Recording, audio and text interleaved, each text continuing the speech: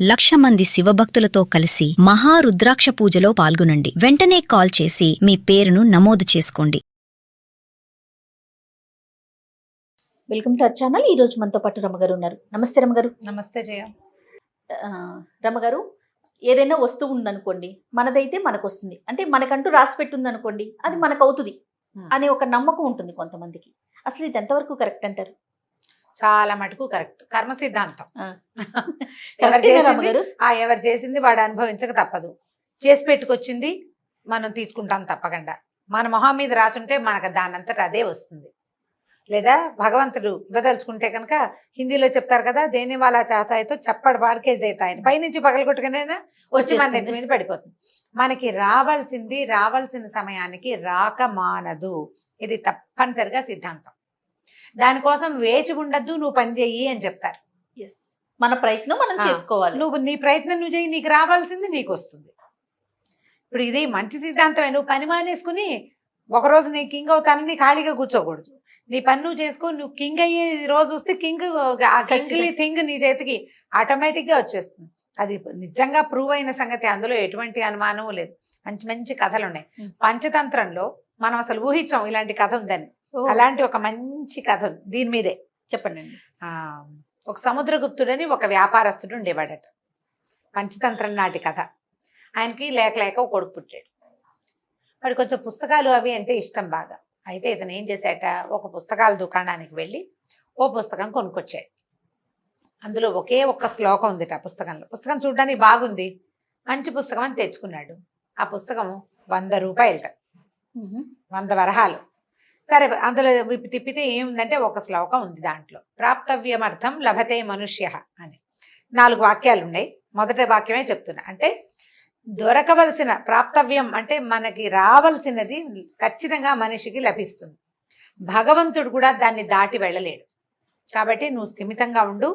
ఎవరికైనా ఆ టైం వచ్చినప్పుడు వాడికి రాక మానదు అని అర్థం వచ్చే ఒకే ఒక్క శ్లోకం ఉంది ఆ పుస్తకంలో. వాళ్ళ నాన్న పుస్తకం తిరిగేసి చూశాడు. ఏమిట్రా ఇది ఒక్క శ్లోకమే ఉంది అన్నాడు. అవును నాన్న, అదే బాగుందని తెచ్చాను అన్నాడు. ఎంత రా అన్నాడు.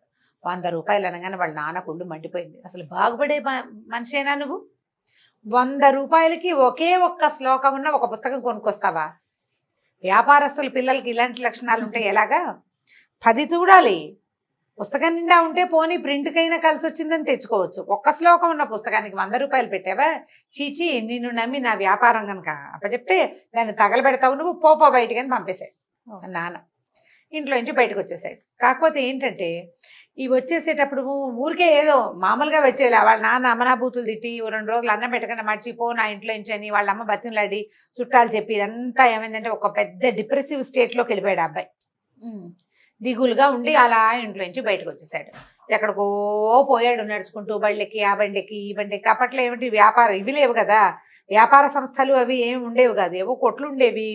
ఈ ఊరు నుంచి ఆ ఊరు వెళ్ళాలంటే ట్రాన్స్పోర్టేషను ప్రైవేట్ ట్రాన్స్పోర్టేషనే, ఎవరిది వాడిదే. పబ్లిక్ ట్రాన్స్పోర్ట్ వీళ్ళందరినీ తీసుకెళ్లి రాజుగారి బళ్ళు ఏవి మోసుకెళ్ళేవి కాదు. దారే పోయేవో ఎడ్ల బండి ఎక్కితే ఉచితార్థం తీసుకెళ్ళి ఎక్కడో దింపేవాళ్ళు. అట్లా వెళ్ళి వెళ్ళి వెళ్ళి వెళ్ళి ఎక్కడికో చేరాడు. ఎవరైనా బాబు నీ పేరేమిటి అంటే ప్రాప్తవ్యమర్థం లభతే మనుష్య అనేవాడు. ఆ రెండో ముక్క వచ్చేది కాదనమాట, ఆ శ్లోకం చెప్పేవాడు. సరే, ఎవరు అడిగినా అదే చెప్తుంటే నీ పేరేమిటి అని అడిగినా అదే సమాధానం, ఎవరేమి అడిగినా అదే సమాధానం. ఏదో దొరికిన పని చేసుకునేవాడు, దొరికింది తినేవాడు. ఆ ఊళ్ళో అందరూ అతన్ని ప్రాప్తవ్యమర్థుడు అని పిలిచేవాడు. అదే చెప్తున్నాడు కదా. సరే, ఈ ప్రాప్తవ్యమర్థుడు ఏదో కాలక్షేపం చేస్తున్నాడు, ఒంటరిగానే ఉండేవాడు. ఓ దేవాలయాన్ని ఆశ్రయించుకుని ఉండి బయట ఏదైనా ఎవరైనా కట్టెలు కొడుతున్నారనుకో, వీడు కూడా పోయి కట్టెలు కొట్టేవాడు. కొడితే వాళ్ళు ఏదో 10 రూపాయలు ఇచ్చేవాళ్ళు. షాప్కి వెళ్ళి ఏదో కొనుక్కుని తెచ్చుకుని కాస్త వండుకోకుండానో ఎక్కడైనా వండిన పూటకోళ్ళేళ్ళు దొరికితే అక్కడో తింటూ మొత్తాన్ని కాలక్షేపం చేస్తున్నాడు. ప్రాప్తవ్యమర్థుడు వాడి పేరు. బాగుంది. ఆ ఊళ్ళో ఒక రాజుగారు ఉన్నారు. అతను ఉన్న ఊళ్ళో ఓ దేవాలయాన్ని ఆశ్రయించుకుని ఉండేవాడు కదా. ఏమైందట, ఆ రాజుగారికి ఒక మహా అందగత్తైన కూతురు. ఆ పిల్ల కొంచెం చిలిపిది. ఏమైందట, ఆ ఊళ్ళో ఒక ఏదో సంత లాంటిది జరిగింది. ఈ అమ్మాయి ఆ సంతలోకి వెళ్ళింది. ఈ రాజుగారి అమ్మాయి పెద్దగా అంటే ఘోష పాటించే పద్ధతులు లేవన్నమాట. రాజుగారి అమ్మాయిలు కూడా తిరగచ్చు, చక్కగా తయారయ్యి చెలికత్తెలతో కలిసి వెళ్తే ఆ అమ్మాయికి ఒక రాజకుమారుడు కనిపించాడు. ఎంత బాగున్నాడో, చాలా బాగున్నాడు. అందుకని అమ్మాయి ఏం చేసింది, చెలికత్త చెప్పింది, వీడు చాలా బాగున్నాడు, వీటితో ఫ్రెండ్షిప్ చేద్దాం, మన ఇంటికి వస్తాడేమో కనుక్కో అంటే. ఇప్పుడు ఈ రాజాంతపురాల్లో ఏమిటంటే ఆడపిల్లలకి స్నేహాలు ఫ్రెండ్షిప్లు చేసే అవకాశాలు ఉండవు. గురువుగారులు వాళ్ళు ముసలిమా మామగారులు లేకపోతే తాతగారులు ఉంటారు. యంగ్గా ఉండే వాళ్ళతో మగపిల్లలతో ఫ్రెండ్షిప్ చేసే అవకాశం అమ్మాయికి లేదు. ఈ కనపడ్డ కుర్రాడు నచ్చాడు, వీడికి వెళ్ళి చెప్పమంది. ఈ చెలికెత్త కూడా ఈ చిలిపి దానికంటే ఇంకా ఉంటుంది అనమాట. అది పోయి అమ్మో ఏమైనా అవుతుందని భయపడకుండా ఆ కుర్రాడికి ఏమో ఈ రాజకుమార్తె నేను రమ్మంటోంది వస్తావా అని అడిగింది. వీడు ఆలోచించుకుని రాజకుమార్ చూస్తే చాలా అందంగా ఉంది. ఎందుకు రాము, కబుర్లు చెప్పుకోవడానికే కదా, ఎంచక్క ఫ్రెండ్షిప్ చేయొచ్చు రాజుగారు అమ్మాయితోటి, అందరికీ చెప్పుకోవచ్చు నాకు రాజుగారు అమ్మాయితో ఫ్రెండ్షిప్ ఉంది, వస్తానన్నాడు. నేను ఎలా రావాలంటే నువ్వు పని చెయ్యి, అంతఃపురం బయట అంటే ఈ రాజసౌధానికి ఒక పక్కన తాడు బయటికి వేస్తావు, నువ్వు వచ్చి ఆ తాడు పట్టుకో మేము నిన్ను లాగేస్తామని చెప్పింది. అర్ధరాత్రి పూట లాగుతామన్నారు. సరే చీకటి పడింది. ఆ రాజకుమారుడికి ఏమనిపించింది, ఓరు నాయనో వాళ్ళు రమ్మన్నారు కానీ ఆ తాడుచుకుని నేను పైకి వెళ్తే ఎవరైనా చూస్తే తలకాయ తెగేస్తారు, రాజుగారు అమ్మాయి పిలిచిందంటే ఒప్పుకుంటారు, అమ్మాయి పిలిస్తే మాత్రం నువ్వు వెళ్తావా అంటారు. అసలు చెప్పే అవకాశం ఇస్తారా? ఒకడు తాడు పుచ్చుకుని రాజుగారి కోట మీదకి ఎక్కుతూ ఉంటే ఏకతో విసిరేస్తే ముందు పుచ్చి ఎగిరిపోతుంది. ఎందుకు వచ్చింది గోవాలని వాడు వెళ్ళడం మానేసాడు. రాత్రి 10-11 అయింది. వాళ్ళు తాడేసి సిద్ధంగా ఉన్నారు అమ్మాయిలు.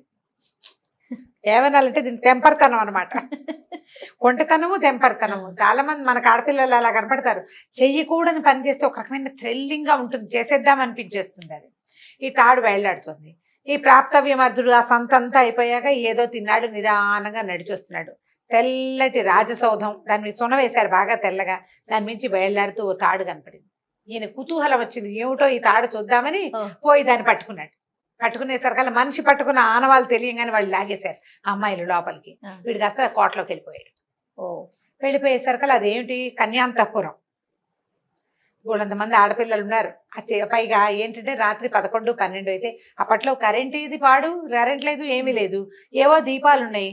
వీళ్ళు ఒక రాజకుమారుడికి చెప్పారు కదా, వాడు చక్కగా పంచకట్టుకుని దగదగలాడే బట్టేసుకున్నాడు, చెయ్యెత్తు కుర్రాడు 6 అడుగులు వాడు. ఈ వచ్చి పైకి వచ్చిన వాడు కూడా అదే 6 అడుగులు వాడు. వీడు ఏదో పంచా ఉత్తరీయం వేసుకున్నాడు, మగపిల్లాడు. అబ్బాయి అని తెలుస్తోంది కదా. సరే ఇక వీడు వాడే కాదా అన్న ఆలోచన చేయలే. ఆ అబ్బాయిని లోపల తీసుకెళ్లారు. ఇదేమో పైగా నిశ్శబ్ద ప్రాణి, 10 ప్రశ్నలు వేస్తే ప్రాప్తవ్యమర్థం అంటాడు ఈయన, ఇంకేమండవు. తీసుకుపోయారు లోపలికి. తీసుకెళ్తే ఆ అమ్మాయి ఇతను చూసింది చక్కగా. అప్పట్లో పద్ధతులు ఇలా వచ్చిన వాళ్ళకి కాళ్ళు కడుక్కోవడానికి నీళ్ళు ఇవ్వటం, కాళ్ళు కడగటం, తర్వాత కాస్త గంధం రాయటం, మెళ్ళో ఓ దండ వేయటం, ఇవన్నీ చేసి చక్కగా కూర్చోబెట్టి నువ్వు నాకు చాలా నచ్చావు అందుకే నేను నిన్ను రమ్మన్నాను అని ఏవో 2-3 కబుర్లు చెప్పాక ఏమిటి నువ్వేం మాట్లాడవు అని. ఇన్ని మాటలు అయ్యాయి కదా, ఈయన ఏదో ఒకటి మాట్లాడాలి కదా. ఈయన ప్రాప్తవ్యవర్ధం లభతే మనుష్య అని శ్లోకం చెప్పాడు. ఈ అమ్మాయి నిర్ఘాంతమైంది, వీడెవడో కొత్తవాడు, వాడు కాదు, వాడు కాదని అర్థమైంది. ఇప్పుడు వాడు ఈ అమ్మాయితో ఫ్రెండ్షిప్ చేయడానికి ఇచ్చగించి వచ్చిన వాడైతే శ్లోకాలు ఎందుకు చెప్తాడు, కర్మ సిద్ధాంతం ఎందుకు చెప్తాడు? వాడు అడ్వాంటేజ్ తీసుకుంటాడు ఎంతో కొంత. అర్థమైపోయింది పిల్లకి, ఓ నాయనో వీడు వాడు కాదని ఏం చేసింది, తను పంపించేసేయి అని చెప్పి చెలికత్తలకు చెప్పింది. వాళ్ళు ఏం చేస్తారు, ఆ తాడు పుచ్చుకొని మహానుభావ మిమ్మల్ని దింపేస్తామని దింపేశారు.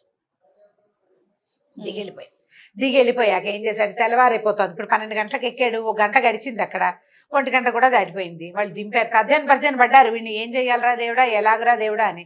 మొత్తానికి ఎలాగోలాగా దింపి పంపించారు. ఈయన ఏం చేశాడు, మెల్లిగా ఆ చీకట్లో అలా నడుచుకుంటూ తను ఉండే దేవాలయానికి పోయాడు.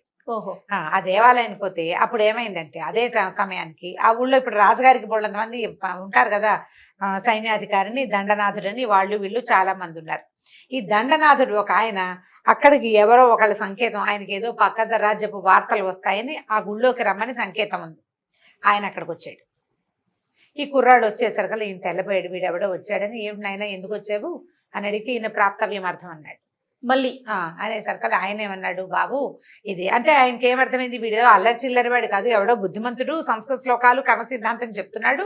కాబట్టి వీడికి ఏం చెప్పాడంటే, మీరు ఇది మనుషులు ఉండే చోటు కాదండి, ఇదంతా చీకటిగా ఉంది, ఏమైనా వాళ్ళు వీళ్ళు రకరకాల ప్రయోగాలు అవి జరుగుతాయి ఇక్కడ.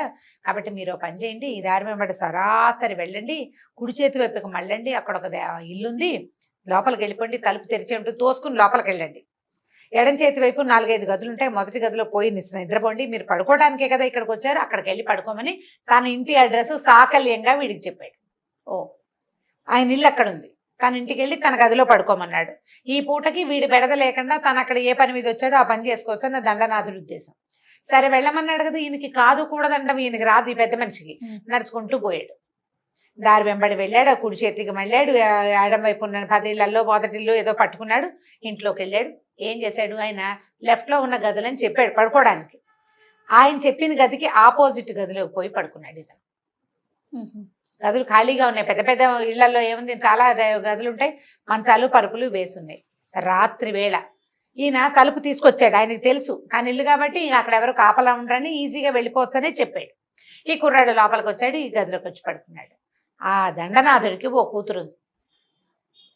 ఆ అమ్మాయి తన బాయ్ ఫ్రెండ్ని రమ్మంది. అప్పుడు ఆ గదిలోకి వచ్చి పడుకున్న వాడు చీకట్లో తన బాయ్ ఫ్రెండే వచ్చాడు అనుకుని వచ్చి వాడి దగ్గరకు కూర్చుంది. ఆ మాట ఈ మాట మాట్లాడింది. అమ్మాయి కూడా ఓ దండ పట్టుకొచ్చింది, గంధం రాసింది, ఆ కబుర్లు ఈ కబుర్లు చెప్పిన తర్వాత ఈయన ఏమిటి నేను ఇంత మాట్లాడుతున్నాను, ఒక్క మాట కూడా సమాధానం చెప్పవు, రేపొద్దునే మా నాన్నతో మాట్లాడి నువ్వు నన్ను పెళ్లి చేసుకోవాలి సుమి అంది. అనగానే ఈయన ప్రాప్తవ్యం అర్థం లభతే మనుష్య అన్నాడు. అనేసరికి తెల్లబోయింది అమ్మాయి. వీడెవడో వచ్చేసాడు కొత్తవాడు, ఓవర్ నాయనో అనుకుని ఏం చేసింది, ఏమంటే మీరు వెళ్ళిపోండి ఇక్కడి నుంచి, నేను వేరే వాళ్ళ కోసం ఎదురు చూస్తున్నాను, మీరు వచ్చారు, సర్దు అవ్వకుండా వెళ్ళిపోండి, ఎవరైనా చూసే లోపల మా నాన్న ఎక్కడికి వెళ్ళాడో వచ్చేస్తాడో ఏమో, నిశ్శబ్దంగాని గుమ్మం దాటిచ్చి పంపించేసి తెల్లవారబోతోంది. బయటకు వచ్చాడు, నడుచుకుంటూ పోతున్నాడు. ఆ దారిలో ఒక చోట ఒక 4 రోడ్ల కూడలికి ఒక పక్కగా ఒక పెళ్ళి అవుతోంది. మనం ఇప్పుడు రోడ్ల మీద పెళ్లి పందిర్లు వేసి పెళ్లిళ్ళు చేసే ఇట్లా తెల్లవారుజామున ముహూర్తం. ఓ పెళ్లి జరుగుతుంటే ఆ పెళ్లి వేళకి సరిగ్గా ఇతను మా పందిట్లోకి వెళ్తుంటే దాని పక్కన ఇంకా కొంచెం ముందుగా రాజుగారి తాలూకు మన జంతువులు ఇవి కట్టేస్తారు కదా, ఏనుగుల్ని గుర్రాలని కట్టే సాలలోంచి ఒక మదించిన ఏనుగు బయటికి పరిగెత్తుకొచ్చింది. ఈ రావడం ఈ పెళ్లి పందిరి మీద పడింది. అది పడేసరికల్లా ఎడాపెడా ఉన్న జనాలంతా తలా పక్కలకి కకావికలుగా పారిపోయారు. ఈ పెళ్లి కూతుళ్ళకి మేలు మూసుకేస్తారు, పైగా ఇలా వంగి కూర్చుని కింద కూర్చుంటారు భూమిలోకి తల పాతేసుకుని. ఆ పిల్లకి అర్థం కాల జరుగుతున్న గందరగోళం. ఒక 2 నిమిషాలు అయ్యాక దానికి అర్థమయ్యి అంతా ఏనుగు ఘీంకారాలు జనాలు పరిగెడుతున్న సందడి అర్థం చేసుకుని ఆ పిల్ల లేచేసరికల్లా వాళ్ళ నాన్న వెళ్ళిపోయాడు, పెళ్లి కొడుకు లేచకపోయాడు, అక్కడ లేడు. ఆ పందిట్లో ఈ పిల్ల ఒక్కతే మిగిలింది. జనాలంతా తలా ఒక పక్కకి పరిగెడుతున్నారు. అమ్మాయి తెల్లమొహం వేసుకుని నుంచి చూస్తోంది. అమ్మ కెవ్వు భయం వేస్తోంది, అరిచేసింది. అరిచేసరికల్లా ఈ పెళ్లి పందిటి వైపుకి వెళ్తున్న ఈ ప్రాప్త విమర్దుడు ఏం చేశాడు, అయ్యో ఈ అమ్మాయి ఎవరో అరుస్తోందని ఆ వస్తున్న ఏనుగుని చూసి ఉండు నేను నేను రక్షిస్తానని పరిగెత్తుకుంటూ వెళ్ళి అమ్మాయి చేయించుకున్నాడు. నువ్వేం భయపడద్దు అన్నాడు. ఏం భయపడద్దు, నేను నిన్ను రక్షిస్తానన్నాడు. చేయించుకున్నాడు. ఏనుగు దగ్గరకు వచ్చేసరికి ఇతను ఏం చేశాడు, ఆ పెళ్లి పందిరికి వాసాలు పాతి పెడతారు కదా, ఓ వాసం లాగి ఏనుగుని బెదిరించాడు. అక్కడ ఏదో అరటి పిల్లల గెల ఉంటే దాని మీదకి విసిరేసాడు. అది ఆ గెల చేత్తో పుచ్చుకుని మెల్లిగా సర్దుకుని ఏనుగు వెళ్ళిపోయింది. ఆ అమ్మాయి చేయి పుచ్చుకున్నాడు కదా, పుచ్చుకొని ధైర్యంగా ఉండు, ఏం పర్వాలేదు, నేనున్నా కదా, వాళ్ళంతా వచ్చేదాకా నేను నీకు తోడుంటానమ్మాయి అని ఆ పక్కన నుంచున్నాడు. చేయి పుచ్చుకుని ఉంచున్నాడు. ఎవరు లేరు, మరి నిర్జనంగా ఉంది పెళ్లి పందిరి. పిల్ల కంగారు పడి ఏడ్చేస్తుంది, చేతులు పుచ్చుకుని ఉంచున్నాడు. ఈ లోపల కొంచెం దూరంగా దాక్కున్న పెళ్లి కొడుకు బయటకు వచ్చాడు. ఈ పెళ్లి కూతురు చెయ్యి ఎవడో పట్టుకుని ఉండడం బయట కనపడింది.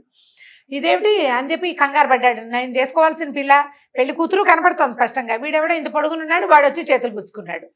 వాడు అరిచేసి నాన్న అమ్మ ఎక్కడున్నారు అని కేకలు పెట్టాడు. ఈ పిల్ల తండ్రి కూడా బయటకు వచ్చాడు, కన్యాదాత కూడా బయటకు వచ్చేసరికల్లా ఈ పెళ్లి కొడుకు అన్నాడు, ఏమయ్యా నీ పిల్లని నాకు ఇస్తానన్నావు, ఎవడో చేయించుకుని ఉంచుంది అదేమో ఇక్కడ,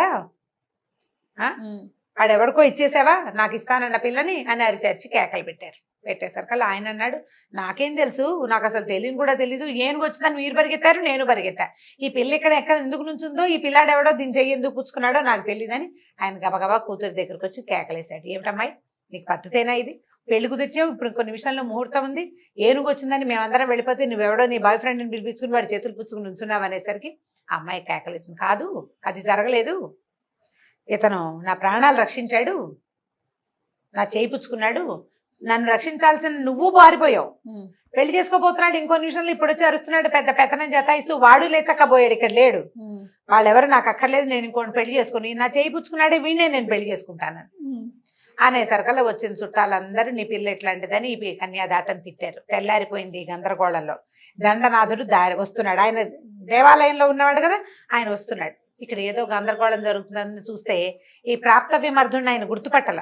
కానీ బాబు ఎవరిని అనగానే ఈయన ప్రాప్తవ్యమర్థం అన్నాడు. ఆనంగానే ఈయనకి అర్థమైంది, తెల్లవారుజామున తను చూసిన వాడే వీడని. ఇంతలో ఏమైంది, ఈ గందరగోళానికి రాజభట్లు కొంతమంది చేరారు, రాజుగారిని పిలిపించారు. ఇక్కడ జరుగుతున్నదంతా విని ఈ ప్రాప్తవ్యమర్థం శ్లోకం చెప్తున్నాడు, ఫలానా ఒక కుర్రాడు ఈ పిల్ల చేయిపుచ్చుకున్నాడని ఊరంతా పాకిపోయింది. చిన్న ఊళ్ళల్లో ఏముంది, దండనాథుడి కుమార్తె వచ్చేసింది, రాజుగారి కుమార్తె వచ్చేసింది. వచ్చేసరికల్లా సరే రాజుగారు ఈ కుర్రాడిని పక్క పిలిచి, నాయన ఏమిటి సంగతి అని అడిగితే, ఇవాళ అన్ని ఇలాంటి సిచ్యువేషన్సే జరిగినాయి అని, రాత్రి అలా జరిగింది, తెల్లవారుజామున ఇలా జరిగింది, ఇప్పుడు ఇది జరిగింది అని చెప్పాడు. వీడు ప్రాప్తవ్యమర్థం శ్లోకం చెప్పగానే రాజుగారు అమ్మాయి 2వ వాక్యం, దండనాథుడి కూతురు 3వ వాక్యం, ఇక్కడ ఉన్న పెళ్లి కూతురు 4వ వాక్యం అప్పచెప్పారు. ఓ అంటే ఈ 3 అమ్మాయిలు ఇతనితో కనెక్ట్ అయి ఉన్నారు. దాంతో రాజుగారు ఏమనుకున్నాడంటే, అర్ధరాత్రి కన్యాంతపురంలోకి ప్రవేశించిన వాడు అల్లుడే కావాలి కానీ ఇంకొకడు కాకూడదు, పరువు పోతుందని తన కూతురునిచ్చి ఈ అబ్బాయికి పెళ్లి చేశాడు. ఓ దండనాథుడు కూడా తన ఇంట్లోకి ప్రవేశించాడని సంగతి స్పష్టమైపోయింది, పిల్ల చెప్పేసింది అందరిలో. అందుకని ఆ పిల్లనిచ్చి కూడా వీడికి పెళ్లి చేశారు. ఈ చెయ్యి పుచ్చుకున్న పిల్ల ఎలాగూ వీడి భార్యమణి, దాన్ని పెళ్లి చేసుకున్నాడు. ఈ 3 అమ్మాయిల్ని పెళ్లి చేసుకుని హాయిగా ఆ ఊరికి రాజుగారి తర్వాత రాజయ్యి హ్యాపీగా ఉన్నాడు ప్రాప్తవ్యమర్థుడు. తర్వాత వాళ్ళ నాన్నని అమ్మని అందరినీ ఆ ఊరికి పిలిపించుకున్నాడు. దొరకవలసినది వాడికి దొరికే తీరుతుంది, దొరకలేదని దిగులు పడద్దు, నీదైతే గ్యారంటీగా నీకు వచ్చి తీరుతుంది. అది మనం వద్దని వదిలించుకున్నా సరే నీకు ఆ టైంకి అలాగే వచ్చేస్తుంది. బాగుంది. ఓ 2 వాక్యాలు మీరు పర్మిట్ చేస్తే చెప్తాను నేను. చెప్పండి. అసలు యూట్యూబ్ లో పనిచేసే ఉద్దేశమే లేదు నాకు, అస్సలు లేదు. ఒకటి నువ్వు అడిగావని, ఒకటి నువ్వు అడిగిన పాయింట్, 2వ పాయింట్ నాకు తెలియదు. నన్ను విజయలక్ష్మి తీసుకొచ్చింది. ఎందుకు తీసుకొచ్చిందో అమ్మాయి నాకు ఇప్పటికీ ఆశ్చర్యంగానే ఉంటుంది. మనకి రావాల్సింది మన ప్రమేయం లేకుండా ఆటోమేటిక్ గా. ఇప్పుడు నేను ఆ తెలుగు ప్రజల్లో చాలా మంది మనసుల్లో నేను వాళ్ళకి స్నేహితురాలుగాను, అమ్మగాను, పెద్దమ్మగాను, అత్తయ్యగాను, పిన్నిగాను, లేకపోతే ఒక మంచి మాట చెప్పగలిగే మనిషిగాను స్థిరపడడానికి కారణం ఎవరైనా కావచ్చు. ఇది నాకు అవకాశం ఉంది కాబట్టి ఆటోమేటిక్గా నా ప్రమేయం లేకుండా, నేను బాగా ట్రై చేయకుండా దొరికేసింది. ఒక యూట్యూబే కాదు కదా రమ్మగారు, అసలు మీకు మీడియా అనేది ఎక్స్పీరియన్స్ లేదు, అస్సలు ఆలోచన లేదు, ఎక్స్పీరియన్స్ లేదు. లేకపోయినా కూడా మనకి రావాల్సిన రోజు వస్తే ఆటోమేటిక్ గా దానికి ఎవరో ఒకళ్ళు ఏదో ఒక కారణం అవుతుంది. ఇప్పుడు ఇందులో నిలదొక్కుంటానా, దొక్కుకోగలిగేమా లేదా అనేది తర్వాత మనది, అది వేరే సంగతి. కానీ మనకు ఆ అవకాశం ఇది మనకి రావాల్సింది ఖచ్చితంగా వచ్చి తీరుతుంది, అంతే. ఓకే రమ్మగారు, ఇంకొక స్టోరీతో మళ్ళీ కలుద్దాం. ఓకే జయ. ఇక ఈ వీడియో కనుక మీకు నచ్చినట్లయితే లైక్ చేయండి, షేర్ చేయండి. మరిన్ని వీడియోస్ కోసం మా ఛానల్ని సబ్స్క్రైబ్ చేసుకోండి.